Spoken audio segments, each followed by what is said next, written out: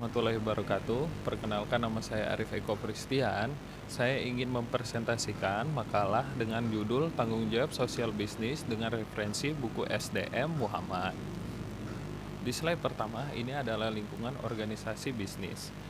Dalam lingkungan organisasi bisnis itu dibagi menjadi dua, yaitu lingkungan yang terdiri dari lingkungan umum dan lingkungan khusus. Dalam lingkungan umum terdiri dari kondisi ekonomi, kondisi sosial budaya, kondisi hukum dan politik, kondisi teknologi, serta kondisi lingkungan alamiah. Kondisi ekonomi itu sangat berkaitan dengan inflasi, tingkat pendapatan GDP, nilai tukar rupiah, dan lain-lain. Kondisi sosial budaya sangat berkaitan dengan kecenderungan tingkat pendidikan masyarakat dan kondisi demografi. Sedangkan kondisi hukum dan politik itu sangat berkaitan dengan peraturan yang berlaku dan kondisi politik yang ada di wilayah tersebut. Kondisi teknologi itu sangat berkaitan dengan perkembangan teknologi di suatu wilayah di mana organisasi itu berdiri. Dan kondisi lingkungan alamiah itu sangat berkaitan dengan kondisi atau fisik seperti wilayah. Dalam lingkungan khusus itu ada pelanggan, pemasok, rekanan, dan pesaing, regulator, serta serikat pekerja. Pelanggan merupakan pembeli dari suatu produk dari sebuah organisasi. Pemasok atau rekanan adalah pihak yang menyuplai bahan baku atau tenaga kerja. Sedangkan pesaing adalah organisasi yang lain yang menyediakan produk dan jasa sejenis.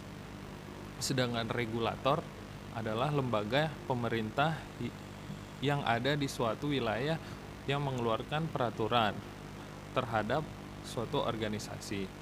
Sedangkan serikat pekerja adalah organisasi pekerja yang mempengaruhi keadaan suatu organisasi.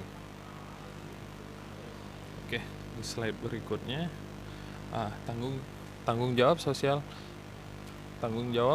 perusahaan. Dalam tanggung jawab sosial perusahaan ada kewajiban organisasi yang dibuat dengan cara tertentu yang ditunjukkan untuk melayani kepentingan maupun kepentingan stakeholder. Dalam perusahaan ada 8 hal yang harus memenuhi kepentingan, diantaranya 1. Kepentingan pemilik modal, kepentingan kelangsungan hidup organisasi atau perusahaan. Ketiga, kepentingan pelanggan. Keempat, kepentingan karyawan. Kelima, kepentingan pemasok atau rekanan. Keenam, kepentingan pemerintah.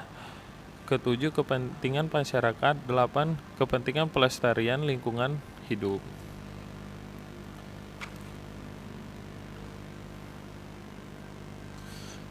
Tanggung jawab sosial perusahaan. Ini area pemenuhan yang terhadap social performance. 1. Apakah perusahaan telah memenuhi tanggung jawab ekonominya? Apakah perusahaan telah memenuhi tanggung jawab sosialnya? Apakah perusahaan telah memenuhi tanggung jawab etiknya? Apakah perusahaan telah memenuhi tanggung jawab discretionary-nya?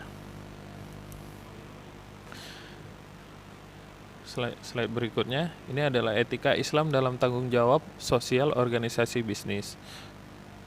Kewajiban sebuah organisasi untuk melindungi dan memberi kontribusi kepada masyarakat di mana ia berada.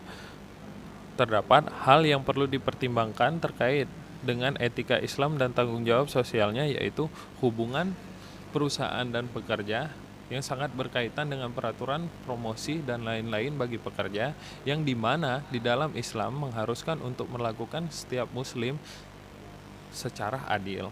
Hal ini juga berkaitan dengan penghargaan bagi karyawan yang berprestasi, memenuhi hak pribadi pekerja, dan menggunakan sistem transparansi kepada pekerja. Yang kedua itu adalah hubungan pekerja dengan perusahaan. Hubungan pekerja dan perusahaan, hal ini sangat berketerkaitan dengan kejujuran, kerahasiaan, dan konflik kepentingan antar pekerja. Baik seorang pekerja yang tidak boleh bersikap tidak etis terhadap perusahaan.